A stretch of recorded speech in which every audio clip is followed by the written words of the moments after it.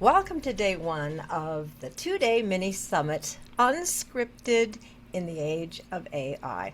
Now, for those of you listening to the replays, I'll be cutting right into our first speaker.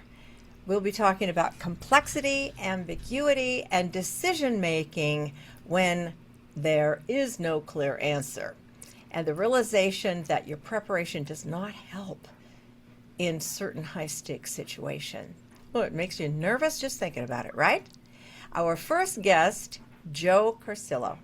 Well, he does not fit neatly into any single category, and that is exactly why I invited him to speak. You've heard of a jack of all trades? Well, he is that and more. He is the master of many. He is an attorney, a civil engineer, a performer, a strategic advisor, a keynote speaker, and creator of the Generalist advantage, which is a leadership philosophy built for a world where our biggest challenges no longer stay just in one lane.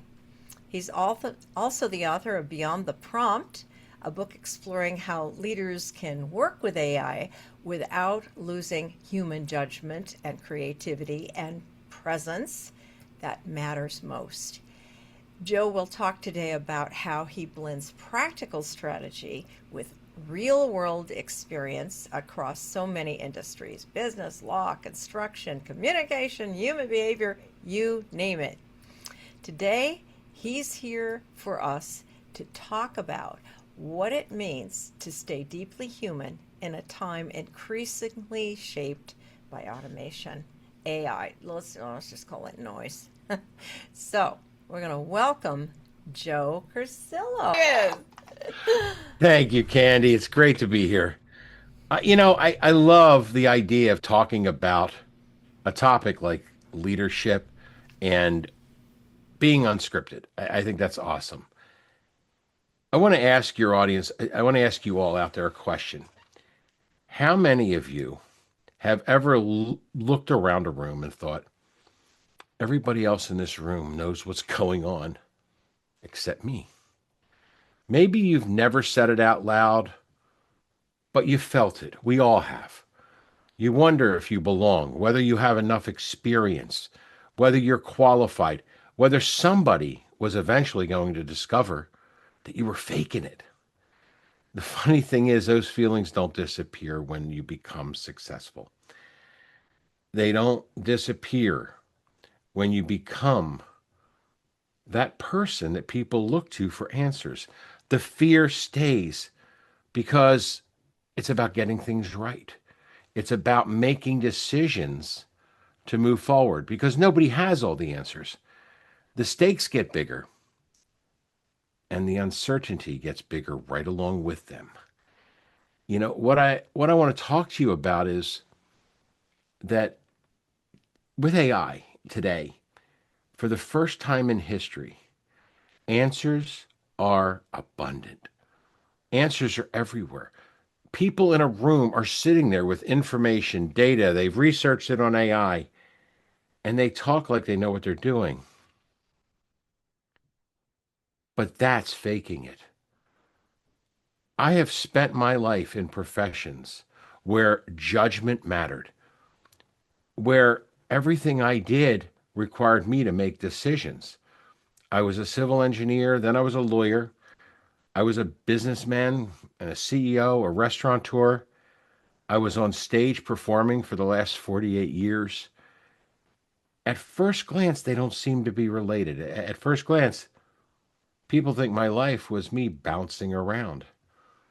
But the reality of it is, I've learned by doing all of that how to make decisions with incomplete information. Years ago, I wrote a story about what it feels like to speak to a room. Your mouth goes dry, your thoughts get tangled. You suddenly become aware of every person looking at you. You try to remember what you wanted to say.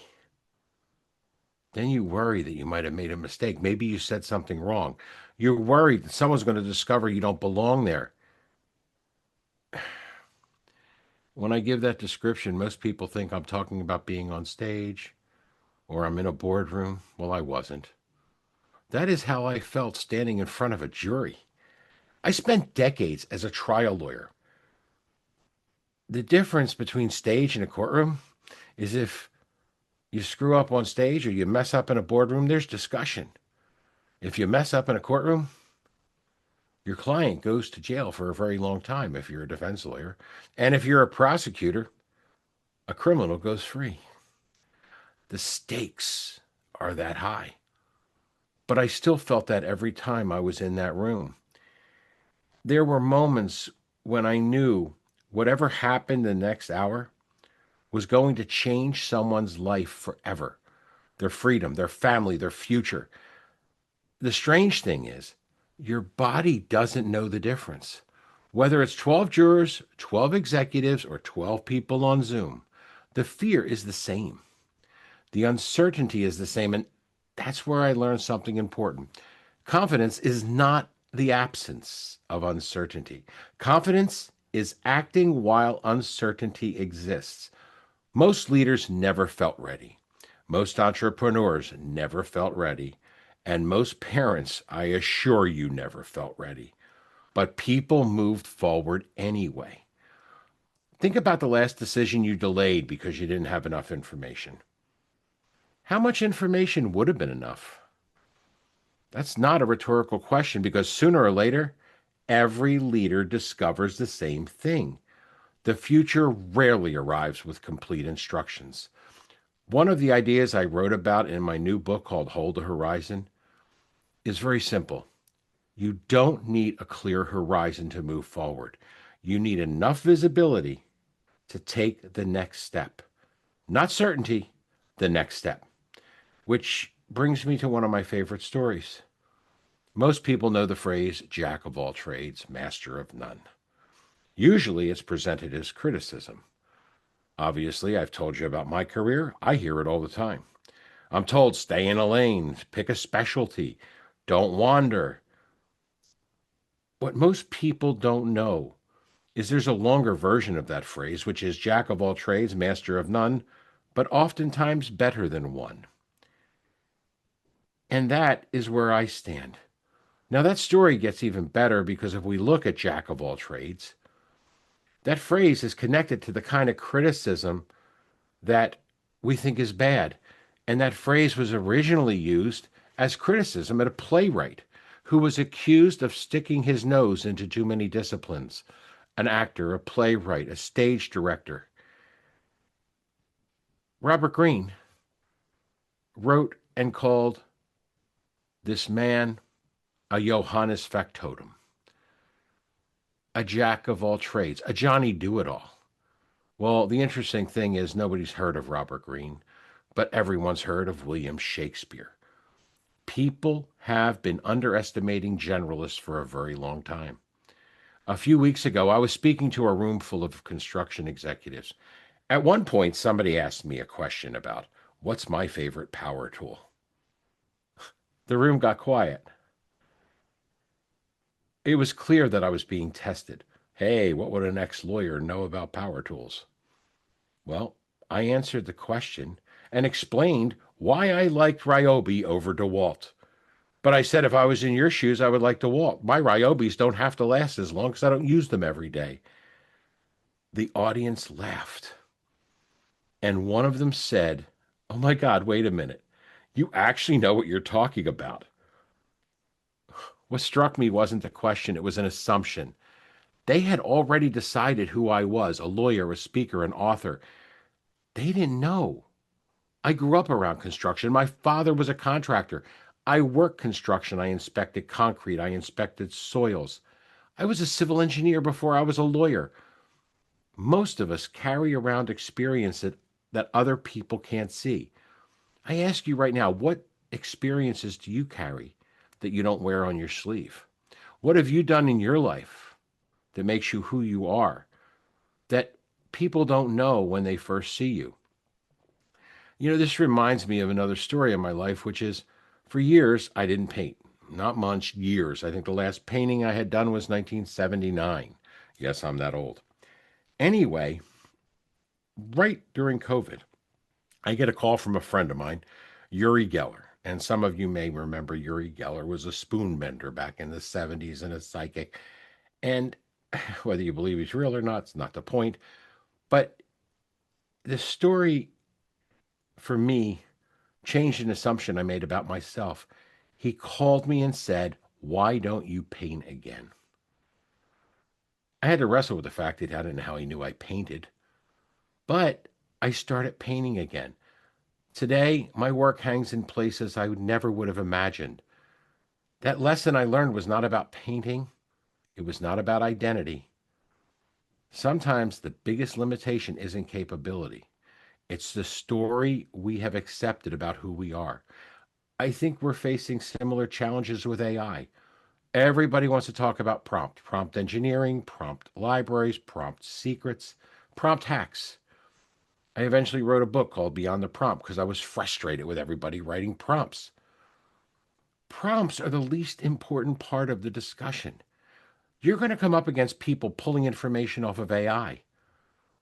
But keep in mind, AI is the fastest, dumbest worker you're ever going to hire. It can generate answers all day long. The question isn't whether we know what to do with them. The question is, what do we add?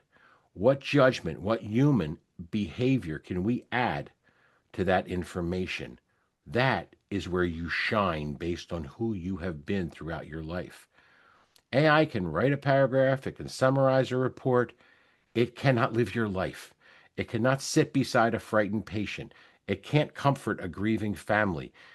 It cannot bring your experiences, your judgment, and your humanity to the table.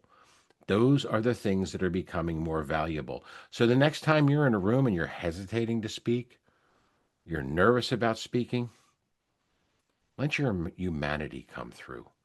Let your judgment come through based on your experiences. Because the more information is thrown on the table, the more information that comes out, the more judgment becomes scarce. That's what I call the generalist advantage. Not knowing everything, connecting things, ideas, experience, disciplines, people. And that brings me to one final thought. Most people think communication is talking. I don't believe that. One of the most important lessons that I've learned in my life is that the opposite of talking is not listening. The opposite of talking is waiting to speak. There's a big difference. You speak with your mouth, you listen with your ears. Waiting to speak means I'm preparing my answer while you're still talking. Silence and listening is a separate art. Silence means you're curious. Silence and listening means I'm willing to learn something that I didn't know before. The best communicators I've ever known are not the people with the quick answers. They were the people who were comfortable enough to remain silent long enough to hear what everyone else missed.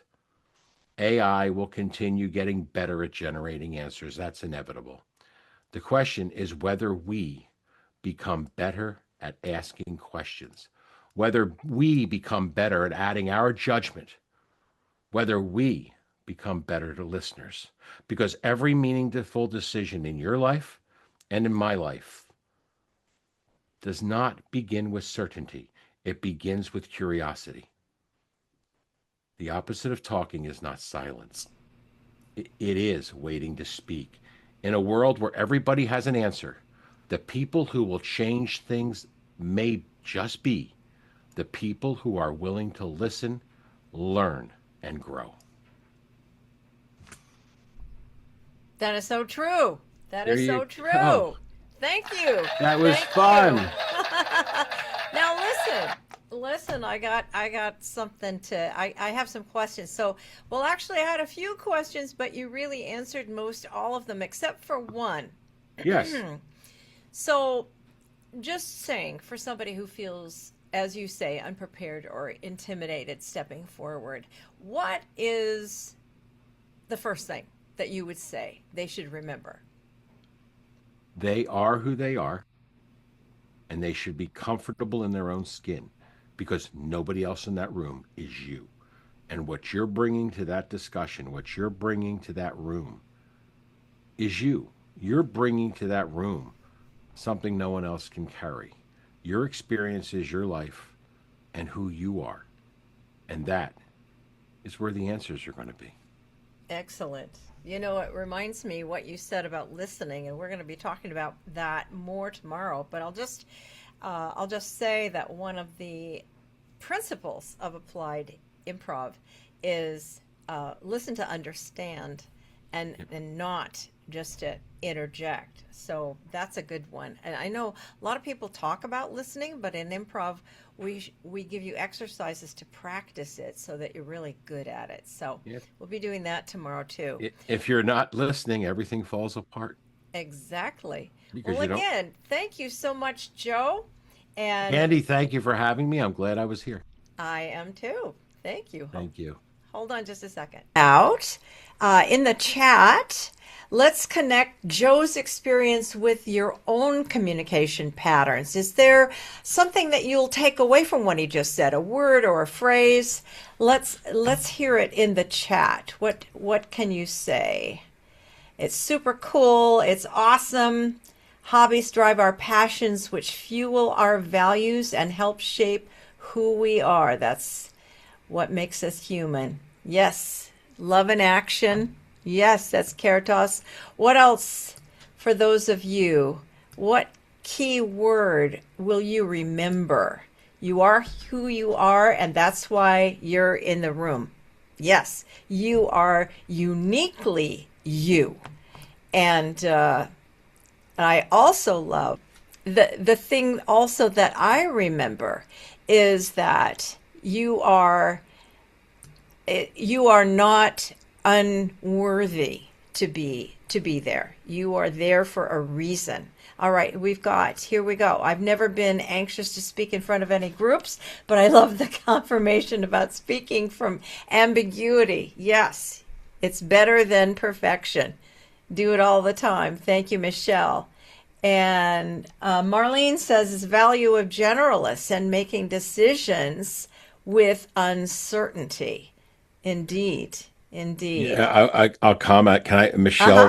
Michelle's comment? I just want to make a comment on that, Yeah. which is it's interesting because I'm the opposite of that, which I have to make it clear to people. One of the reasons I quit being a trial lawyer 8 years ago is because I was in the middle of a trial and I came home and said to my wife, I wasn't nervous or anxious. And she said, well, that's good, isn't it? And I said, no, the fact that I'm not nervous and anxious means I'm taking it for granted. I think it's time to quit. So I'm the opposite. I thrive on that anxiousness. I thrive on the nervousness. It's who I Okay. am. So, while some people are very confident, then there's people like me. I've been on stage, literally on stage since for 48 years. And every time I go on stage, I love the fear of failing. Well, that's right. Joe is also a magician and a mentalist. Yep. I still, more conversations need to be had about how in the world you do that. I am a rabbit hole. Yeah, a rabbit hole.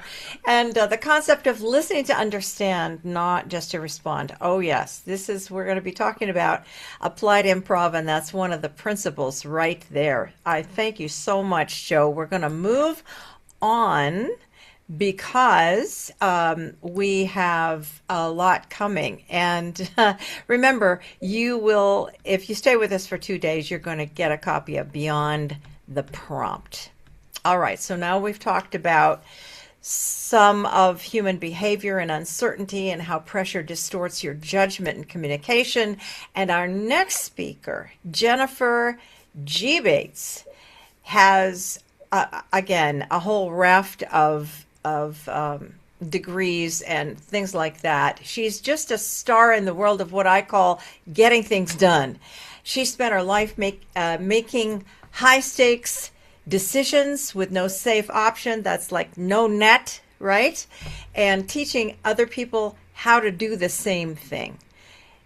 she and Joe have that in common, which is why I invited her, because she's also from a slightly different, has worked in slightly different industry. She's a 6-time founder and the CEO of the HumanFactor Enterprises.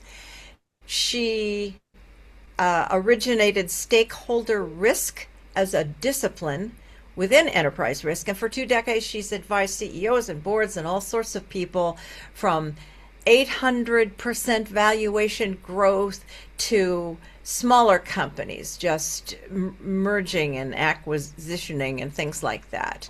She has built her own life through decisions that most people never have to face. And throughout this generational foundation, she's mentored many people, including young people, in breaking generational cycles, walking into rooms that were once closed to them. You hear a theme here. She has, as I told you, lots of degrees: MBA in business, a master's in organizational management, and one in finance. Her work begins and ends with one thing: equal access to opportunity based on merit. So Jennifer, let me see if I can highlight you and not screw it up. Okay, come on down.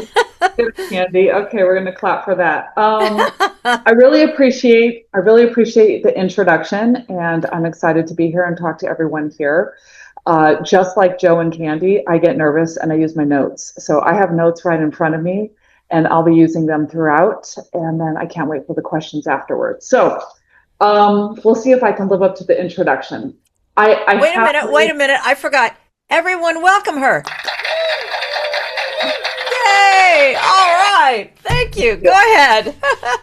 So I have lived a life of making high stakes decisions that most people don't face. And like Joe said, you are who you are when you step into a room or you sit at a table. And I don't discount that for a minute. So that was really profound insight into what we're talking about today. So I want to start with a moment that you already know. You're standing in front of a decision, a real one.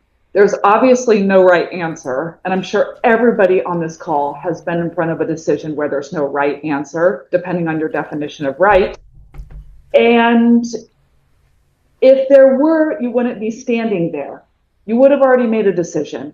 So both roads cost you something. And most people try to find the road that doesn't cost anything, when the real answer is which road costs something that you're willing to give. And the information you wish you had isn't coming, and the clock is running, because most decisions have a timeline on there. And whether or not there's a timeline imposed by a deadline, there's a timeline because these decisions lead to other decisions and outcomes. So no safe option in this case. Everyone in this room has been in the moment, and some of you were in it maybe this morning.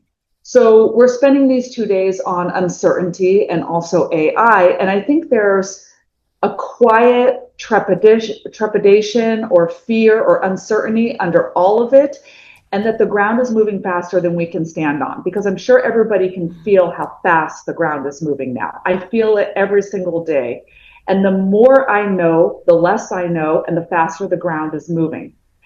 So let me say the thing I believe most. Uncertainty is not new.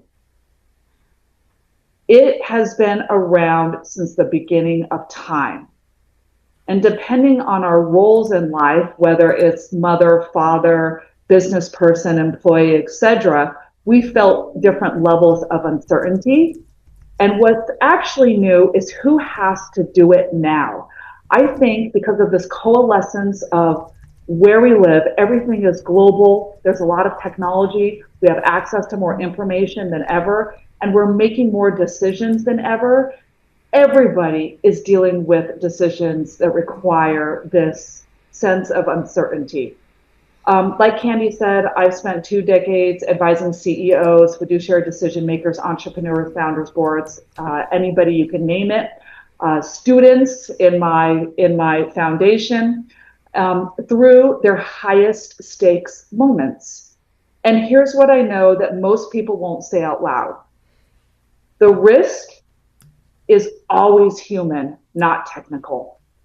Even at companies where they're looking at categories of risk like operations and finance and things of that nature, the risk is still almost always human. And the hardest part of any decision is the people aspect, the human aspect. So that's what I want to give you in the next, 12, 15 minutes that I'm going to be talking, is not theory, but practical things that you can use the next time you're standing in front of this moment, which I guarantee you will be standing in front of one of these moments very soon, if not soon later. So first inside one person is you, then across whole institutions. So I'll talk about on the individual level, and then I'll spend a little bit of time across institutions if anybody's making decisions inside of companies. Because the discipline turns out to be the same, whether it's just you making the decision in your personal life or in your life, or whether you're inside of a company making a decision. The only thing that changes is the magnitude. And the other thing I would say, and there was something Joe said that got me thinking about this, is that everybody has a scientific behavior style that can be managed, it can be understood, and it's who you are. We have a natural style and an adaptive style. And when we're in high stress situations or we're facing uncertainty, we're always in our adaptive style. When we're under stress, we're always in the adaptive style.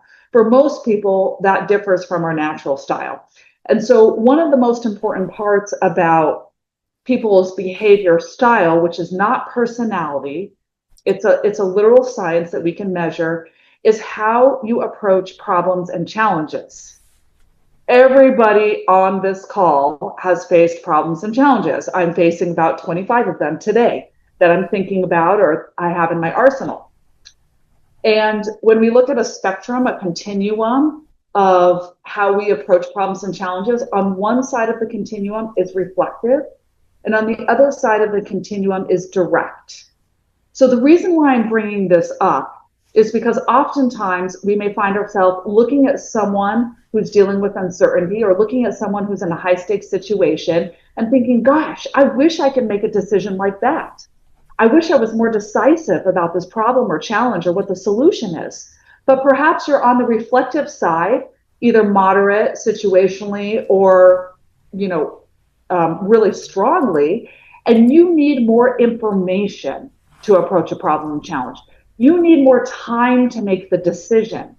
You need more input from other people. There's a ton of characteristics that come with approaching problems and challenges from a reflective angle as opposed to a direct angle. I approach problems and challenges in a direct way. I don't need a lot of information. I don't need a lot of input. I make decisions very quickly. On occasion, that comes back to bite me in the butt. But for the most part, it's who I am as a person, and it's my behavior style, which is very much ingrained. I love that. Michelle has the same style as well. And I'm sure there's people on this call that have a reflective style. If you're in a situation and you're facing uncertainty, especially if it's high stakes, what can you do to mitigate your style and how you approach problems and challenges? Let me tell you. Communication. So I need more time to make a decision about how we're going to solve this problem. Or you can adapt, but adapting requires a high degree of comfort and confidence in your ability to go forward and make that decision without all the information. And we call that versatility. And versatility is important. It's something that you can learn over the years so that you can adapt in those situations, adapt away from your natural style. But if you're not if you haven't developed that skill yet, then use communication. It's one of the most important things you can do. All right, let's talk about what has changed, because I can tell you that the environment and the world that we live in has changed, and it's changed in the last few years. I think that change started long before the last few years, but I feel like it's really been felt with everybody I talked to and myself in the last few years. Yeah. So it used to be that only people at a certain altitude, whether that's a title, a job, a socioeconomic status, whatever you may call it, made high stakes decisions. So people that we see out there in the media, at our workplaces, maybe in our families, that we would expect, they're making high stakes decisions on a regular basis. And Joe talked about some of those people and some of those situations with his own career. I think of leadership as a continuum. I think of a lot of things as a continuum, but especially leadership. On one end of the continuum, we have individual contributors. And on the other, we have contributors that are responsible for themselves and for other people. Okay? But everybody on the spectrum has responsibility for their decisions. The weight of high stakes decisions used to only be on the end where people are responsible for their own decisions and for other people. But now it's spread a lot more evenly across the continuum, where individual contributors are also put in high stakes situations and they're navigating a lot. So now that person at the start of their career is making decisions that feel every bit as consequential as the ones made in a corner office, for a very general example. And why? We have a flood of information, we have technology in everyone's hands, and we are living through the consequences of decades of underinvestment. And what kind of underinvestment am I referring to? Underinvestment in the human factor of business, the people, the stakeholders, the risk associated with that, in healthcare systems. When we're looking at healthcare systems, it becomes less and less patient-focused and more focused on the financial aspect or the complexity of healthcare, in institutions, in the systems that people lean on. So the pendulum always swings from one side to the other, and the pendulum has swung so far that everything is coming out of the woodwork at once. So if anybody's ever felt this on this call, I want to see a hands up, a clap, an emoji, something, because I know that I'm feeling this. So here's the part I really want you to hear. A decision doesn't have to be high stakes for the whole world to be high stakes for your one life, for your career, for your family, for your health. The consequences land deeper and heavier than they used to, and I accept that. Some people may, say the old adage that you're not in the corner office or you're not XYZ and therefore the stakes aren't high, but they don't know what you're going through. So I'm not going to discount that everybody on this call, is or isn't in a high stakes situation. And most people, through no fault of their own, were never trained for this. If you haven't been in a high stakes environment, then you haven't been trained for this until now. So deciding well under pressure is a skill, and I'm going to talk a little bit about how to develop that skill, that muscle. And most of us were handed the pressure without the skill. That's not a reason to panic. It's a reason to build the skill. So let's build it together on this call. What has to change? And what has to change inside of you, inside of me, inside of everybody on this call? There's a line that people love, and I don't know if anybody's heard it: jump and the net will appear. I'm going to be honest with you because I think you can handle it. Sometimes there's no net. I personally have dealt with situations for 25 years with no net. Shell, thank you. And a lot of you may be in a situation where there's no net or no perceived net. Sometimes you jump and you crash and it hurts, and then you deal with it. And in the dealing with it, you discover something that no safe option could ever have taught you. You are the kind of person who deals with it or can deal with it. And you may not know that until you're pushed into that situation. That's the first thing that has to change inside of you. You have to stop waiting, if you're waiting, for the option that costs you nothing. I talked a little bit about this at the beginning. It isn't coming. The whole internal shift is this: from waiting for certainty to building the capacity to act without it. So I'm going to talk about how we can do this in a minute. I'm not saying this because out of theory, right? I'm saying this because couple of things in my own life that I'll explain. I don't want to make this about me, but I started with nothing. I earned my education late. Now I have 4 degrees. I got the first one in my late 30s. I've rebuilt my life from zero more than once. So in seasons where there was generally no safe option and no net. And so when I tell you what has to change inside of a person, I learned every word of this the hard way. Here's what it looks like in practice. 3 moves you can make in the moment, not next quarter or next year or in a decade from now. Number 1, tell the difference between a risk that feels high and a risk that is high. Because our emotions can inflate everything, and it depends on your EQ. Okay? Under pressure, 100 things scream for your attention. The other day, I had to make 20 decisions within 1 minute. At least that's what it felt like to me. So I hear Candy laughing. Literally, that's what it felt like. So I felt like 100 things were screaming for my attention.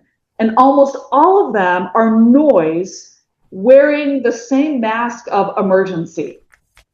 And you have to sift through that because nobody can sift through that for you. Nobody has the information that you have, even though we may have mentors and people that are giving us input or we're looking for external information. So ask the question that is not glamorous, because none of this is glamorous. Here to tell you that today. Is this actually high stakes, or does it just feel like that right now? Name the real one, what most of it is screaming. And one thing you can do is you can prioritize things based on which is most urgent. That's something that I think everybody can easily do. And then when you look at those things, write down a list. What are you most afraid of? This is what I do. What is the worst outcome that could come from a decision I'm going to make? And if I can accept those outcomes, then I can make a more qualified decision and I can prioritize better. That's what I do. If I can accept those outcomes, and I've learned to accept outcomes, not in a vacuum, but when I look at things holistically, what are the worst outcomes that I'm willing to accept or that I'm capable of accepting? Because sometimes willing and capable are 2 different things. The next thing, number 2, sort out the noise to get to the signal. So I always tell everybody I work with, everybody I'm friends with, everybody I'm around, you want to focus as much on the signal as you can. And I have to tell you that most things in life are noise. Now, we get to decide what's noise and what's not, depending on our tolerance levels, our thresholds, our goals, our ideas about life, our belief system, etc. So in a difficult moment, a high stakes moment, a challenging moment, when you're drowning in inputs, opinions, data, your own anxiety, other people's anxiety, your job is not to process all of it. That is the wrong move. Your job is to find the 1 or 2 things that actually move the outcome. And then I'm going to tell you something really scary, and let the rest go. And if you make that list in point number 1, you will have a lot of things that you can let go that you may have not believed you could have let go in the beginning. So clarity is not having more information. That's actually the antithesis of clarity. Clarity is knowing what to ignore. And the more noise you ignore, you'll be able to focus on the signal. And you need to define the signal. What is the signal for you? And that also takes some time and some effort. Number 3, take messy action. I love this. It sounds just like what it is. Perfect clarity never arrives. I don't know if I've ever had perfect clarity in my life. I take that back. I've developed intuition over the last 25 years, and I lean very hard into my intuition. It's a skill.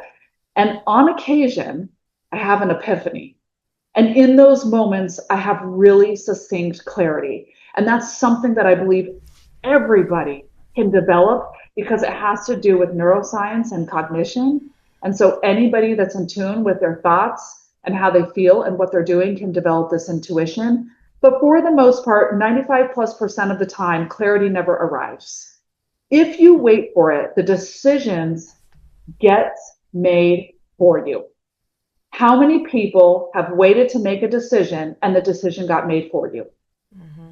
I'm sure every single person on this call that's happened to. It's definitely happened to me. And then maybe the decision is what you hoped for, but most of the times it's not when it gets made for you. So by the clock, by someone else, or by default. A decision you make and then adjust will almost always beat the decision that was made for you. Because you can adjust your decisions. You can make micro decisions. You can make follow-up decisions. You can gain more clarity with the situation that you were dealt with. So messy action, deliberately taken, that means taking action before you're ready, without full clarity, is a strategy. And it's a worthy strategy. And it says something about who you are when you can do that. But paralysis dressed up as gathering more information is not. Some people call it analysis paralysis. I call it perfectionism. You can label it whatever you want. And another thing I would think about a concept is fit for purpose. So sometimes we have to make decisions that are fit for purpose. And if you know what the outcome is that you want from the situation or from that decision, then it's easier to take messy action if you make a fit for purpose decision. That means you have one purpose in mind. That's the most important purpose, and you're going to make a decision around that purpose, not around clarity, not around your emotions, not around more information, etc., fit for purpose. And then the last thing I would say is decide how you're going to act in advance. And here's what I mean by that. Okay, I'll give you a real life example. I have a 30-year-old son. And the first time my son wanted to introduce me to his fiance, I had already seen a number of red flags I didn't like. And by the way, it's probably every parent, right? And this is a personal example, something that maybe you can relate to. And I had already had a conversation with her and thought, I don't know if this is a person I'm going to like. And what does that mean? Because this could be for the rest of my life that this person is going to be part of our family. And so I just sat down and I thought, okay, let me come back to who I am. Have clarity about who Jennifer Bates is as a mother, as a person, as a leader, as a woman, as a wife, all of these things. So once I got grounded in that, which wasn't that difficult, I decided, here's how I'm going to act when I meet her. Here's what I'm going to say. It aligns with who I am. If things don't go well, here's how I'm going to act, etc. I went through that whole entire process. And lo and behold, when I showed up and I spent a week with my son and her, there were a lot of things that came up that were either difficult for me, things that I thought at the moment were high stakes in terms of the relationship. But because I had decided how I was going to act 2 months in advance, it wasn't difficult at all. There was nothing to it. So that's something you can do. You can plan in advance how you're going to act in a situation. In this case, I knew the situation. So that's fair. But you can do the same thing if you're going to be in a situation that you don't know. Because ideally, you can think about situations you may be placed into. And you can think about what you would do in those situations. So underneath all three is one asset. And if I could keep only one, this is what it would be: clarity. When you cannot control the situation and under real uncertainty, you can't. And but you can still control the clarity you bring to the situation. That's what the list is about. That's what fit for purpose is about. That's what's deciding to take messy action is about, focusing on the signal, deciding how you act in advance. All of those are about you gaining clarity about yourself, which is the one thing you can control. So that's the change. Stop controlling the storm. Stop hypothesizing. Slow down the floods and start being the clearest person standing in that situation. So last, I'm going to talk about how institutions decide without certainty, because this happens every single day in companies. So now let's scale it up, because everything I said about one person is just as true of a hospital, a company, or a government agency. Only the stakes multiply. They're one to many. So we like to believe that big institutions decide with data and certainty.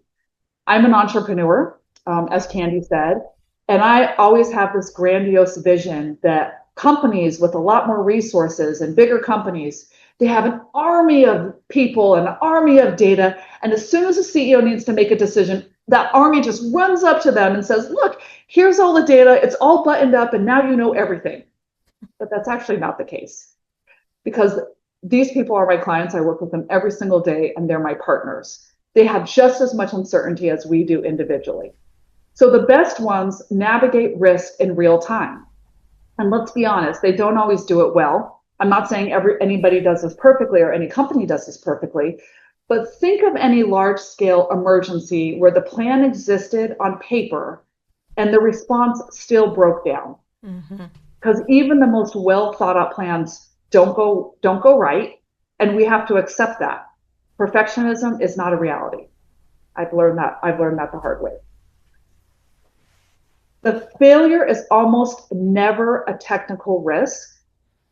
The fire is a fire. The market is a market. The failure is the human risk, the coordination, the trust, the decision making, and I call it decision architecture, how we implement the decisions, and the question of who decides and whether they are ready. This is the idea that I've built my life's work around, and it's the one most of my industry skates right past. And that's something that I've been fighting for 2 decades. The decisive factor in how any company or institution survives uncertainty is its stakeholder risk.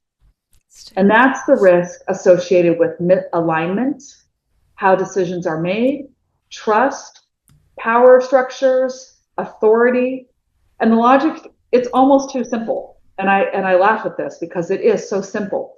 Who actually makes the decisions inside any company or institution? The stakeholders. AI isn't making a decision. A computer isn't making a decision. The data isn't making a decision. Those are all things that decision makers use to inform their decisions. So people are making decisions. And if you haven't identified, measured, and mitigated your stakeholder risk before the uncertain moment arrives, then when that moment comes and those people have to act, you're operating from a place of weakness, just like you are individually if you don't have that clarity of mind for yourself. And sometimes total incapacitation. You can't build the capacity to decide well during a high stakes moment. That's something I want to be really clear on. Or during a crisis. You build it before. That's what disaster planning really is. That's what making decisions in high stakes really is. It isn't paperwork. It's pre-deciding. It's a company or institution doing its hard thinking while it still has the luxury of calm, or while you still have the luxury of calm, so that when the calm is gone, the decision is already half made. So the institutional version of my 3 moves is the same. Build the foundation before you need it. Know your real risks from the loud ones. And here's my professional bias. So I'll just name it. The help that matters arrives in the moment of decision, not in the after action report 3 weeks later. It's in real time when everyone already knows what they should have done. And most advice shows up after the fact. The decisive advice shows up in real time. That's the whole game. So here's where it all meets. Whether it's one person at 2 a.m. or a board in the worst week of its history, those are both high stakes. The discipline is identical. Don't wait for the safe option. Build your clarity. Separate the risk that is high from the one that only feels high. Address the human factor first, because the human factor is almost always the real risk. Then act imperfectly, deliberately, in the moment, and adjust. When people come to me in their hardest moment, I don't spend our time on what already happened. We spend almost 0 time on that. I ask one question: what are we going to do about it right now? Because that's where decisions actually live, in the moment.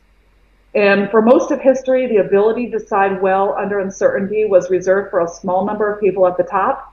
I don't believe it should be, and I don't believe it is. I believe it's sitting with every person in this room. That's probably why you're on this call. And I've spent my life on one single conviction: equal access to opportunity. And this is part of it.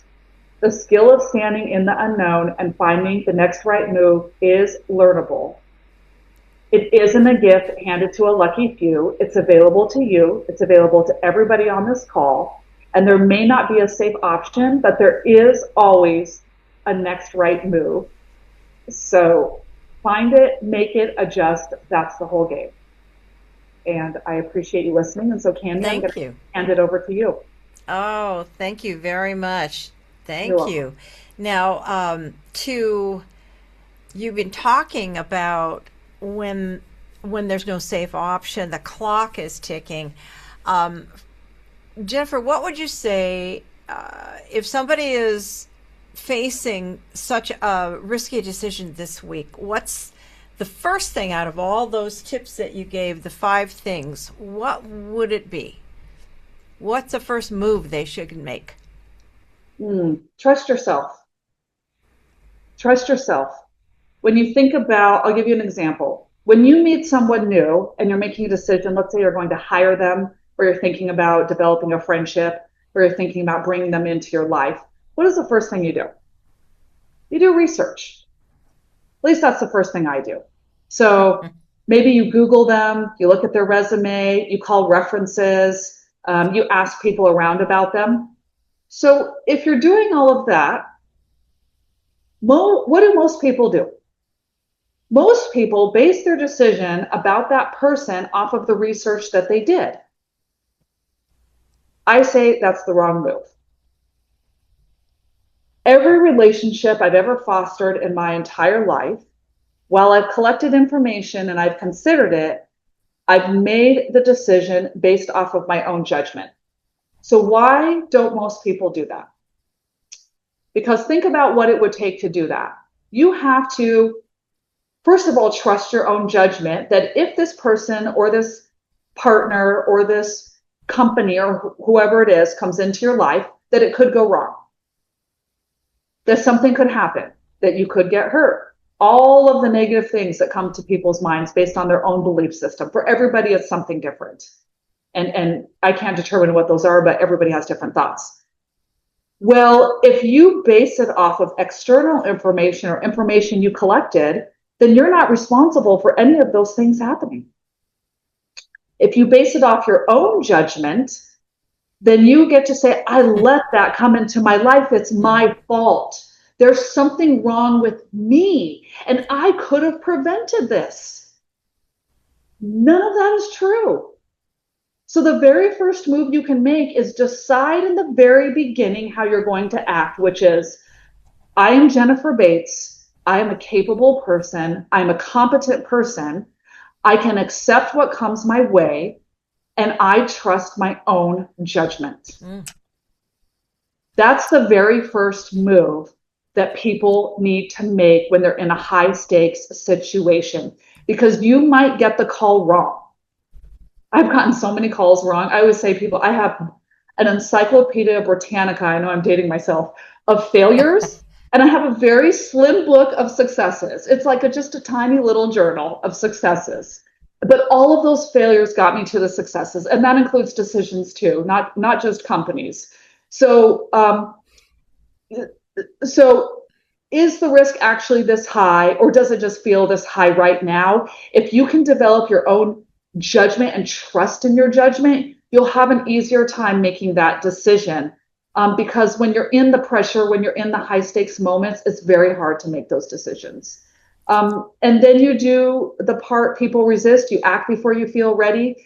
And if you already have clarity, you're going to be more prepared to act. So get to the real risk, not the loudest one, and then make the right next move before you feel ready by trusting in yourself. Indeed. It helps to have people around you that you do trust. Indeed. Thank you. 100%.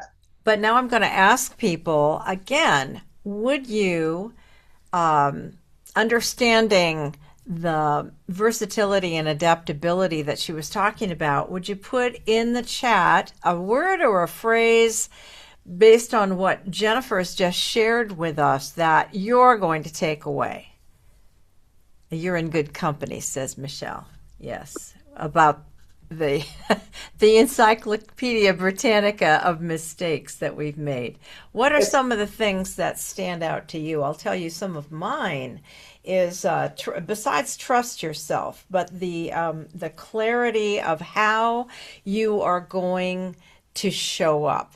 I think for many of us, that could be a metaphysical question. Deciding, I'm going to honor my obligation to stay positive, knowing that I am a child of God. That's one of mine. That I am definitely flawed, but that I'm going to try to do my best to do the right thing. And I loved that in that children's show Frozen. When my grandboys were little, they kept going around. There was one little character who kept saying, do the right thing, do the next right thing. And I think that's one of my takeaways. Okay. Michelle says she feels full. I love your passion for living out your decisions. My husband and I just had this conversation last night, and he wants to investigate it to death. Analysis paralysis. Oh my goodness, this is so true. You know, I will share that I call myself a recovering academic because when you get tasked, because you're a good writer, which is something that is one of my talents, then I always got on the curriculum committee. And then if you know anything about this, people will spend an hour. They will argue over a noun or a verb. Honest to Pete. It's analysis paralysis. And when you're in a high-risk situation, it becomes even worse. So I know now why, Jennifer, people bring you in, because you go in with clarity of forethought, which is great. Yeah. Any other comments here that we have of what else are you going to take away from these wonderful 5 tips about straightening out what's important and the noise, figuring out what's an emergency and what isn't? I can tell you also, as an emergency room nurse years ago, that was something that got easier the longer you worked in the ER. Because some people come in with a cut pinky and they're bleeding a lot, but then there's somebody else who's very quiet, but they're bleeding internally, about to die. And you have to know what the risks are. I thought your points were really good. And here we go. Serena says she's the queen of brainstorming documents. I call them so fast that I can feel better about not being perfect. Perfection equals procrastination. So true. So true. So true. Well, all right, we're going to move on to the next thing. Everybody give it up for Jennifer. Thank you so much for being with us today. And I will say that Jennifer also has a wonderful thank you gift for those who are going to be with us for both of the days. All of our speakers have given us some wonderful gifts. I want to talk a little bit next. We only have 15 minutes. What shifts internally when stakes arise? The things that we've been talking about. From a neuroscience perspective, maybe some of you know about this. This was part of my doctoral research on interprofessional communication, was going down to the neuroscience. And I found that, again, in medicine, we talk about the happy hormones and the corticosteroids that cause us to freeze, the fight, flight, or freeze, things that happen, because it's interesting research that tells us that even, let's just say you're walking down the hall, if you remember what it's like in high school or something, when you're always concerned about what other people are thinking about you. You're walking down the hall and maybe somebody's having a bad day and they have a frowny face.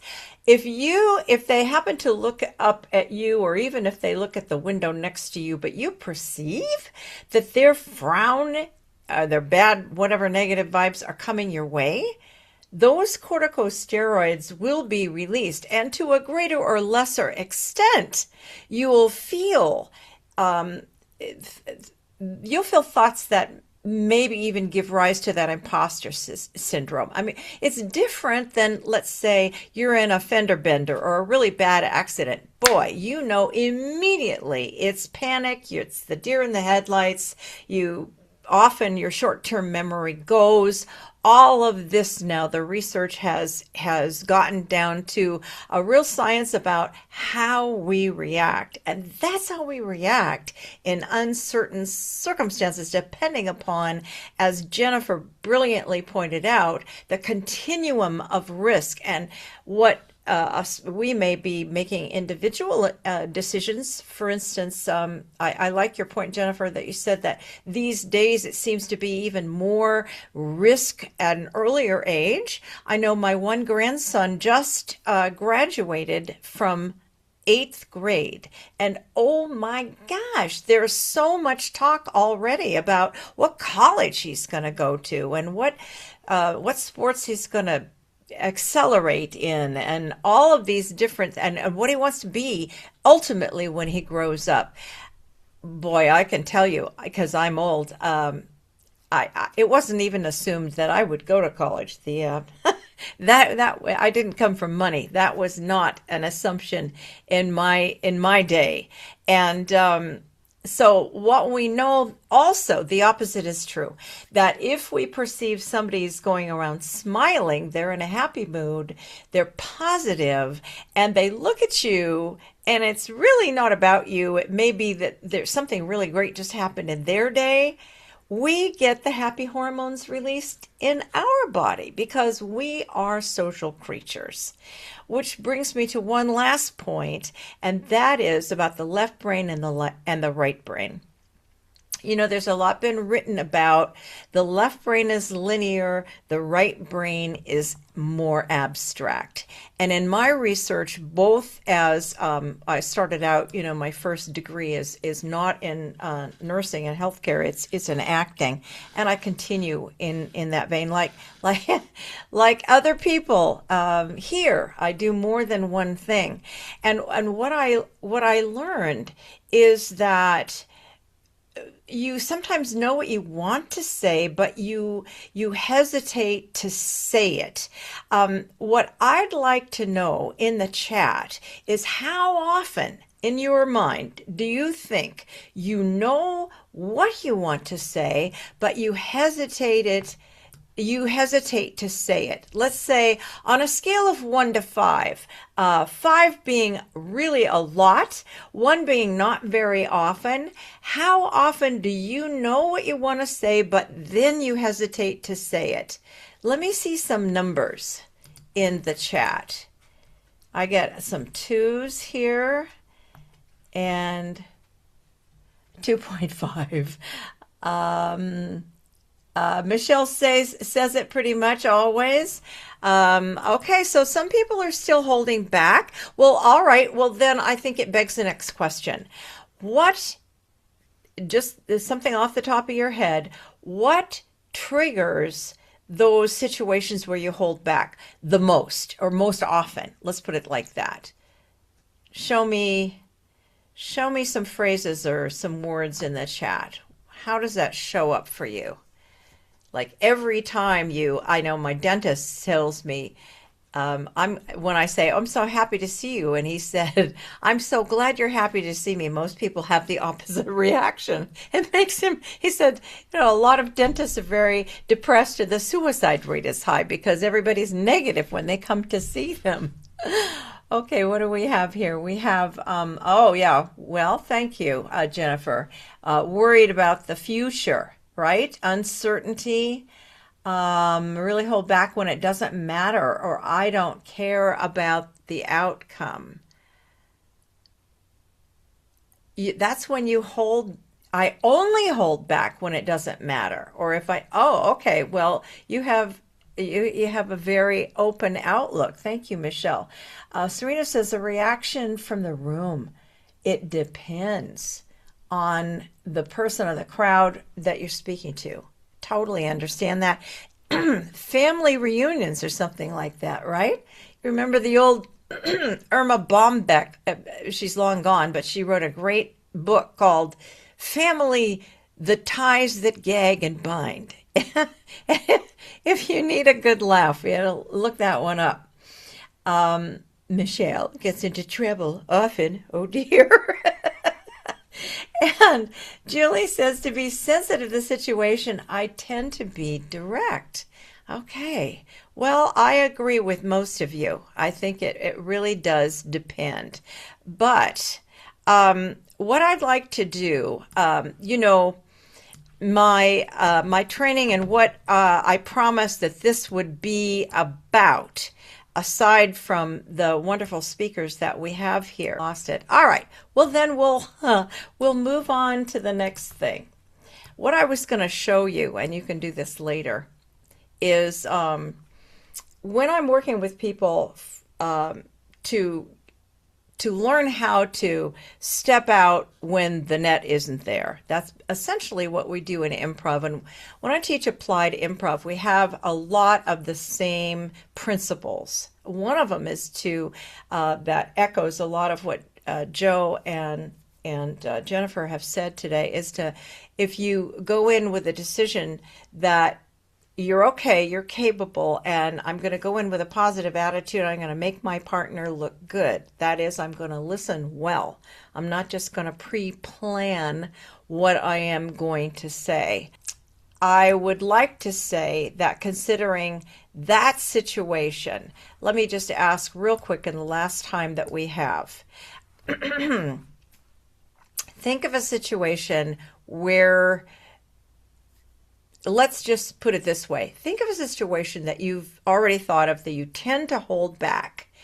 But I want you to make it a specific situation. It's a situation that's already happened.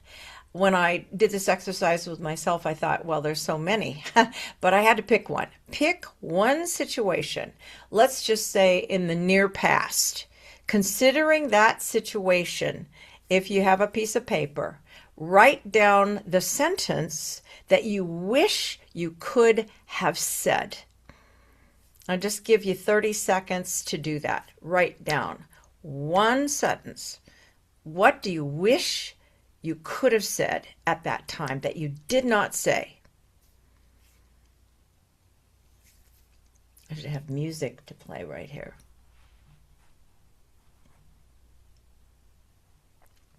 And then when you have that thought about what you wish you could say, I'm not going to ask you to share that, but I'd like you to share one word in the chat that comes up for you when you think about what you should have said. Let's have one word. Okay, here's regret. I hear that. Maybe you were nervous. Anybody felt something else? Some other maybe frustration? Anxious? Yes. How about unsure? Yeah, that's another one. How about Joe said he feels excited to, right? He feels good when he feels excited, that he's anxious. Yes. Does anybody feel invisible when they think about what they should have said? Okay. Well, what I want to encourage you to say, because our time is gone. Um, Most people don't hide what they don't know. They hide what they already know but can't yet prove. Good observation, Joe, of course. Um, in terms of the neuroscience, the little thought I wanted to leave you with is that when you get those fight, flight, or freeze hormones, those corticosteroids percolating up inside you, it may feel like you lose the knowledge that you have, that you're not capable anymore, but that's not really true. What we are losing is an ability to access those thoughts extemporaneously in real time. So, we're going to go more into that tomorrow, because today was really about awareness, understanding why we freeze and what begins to unlock our ability to respond. Well, to respond with confidence, at least, knowing that we've done our best to mitigate some of the risk.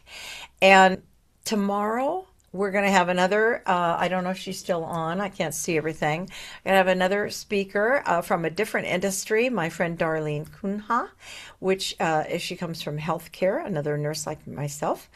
And I just want to ask you, if this day resonated with you, I hope that you will come back tomorrow.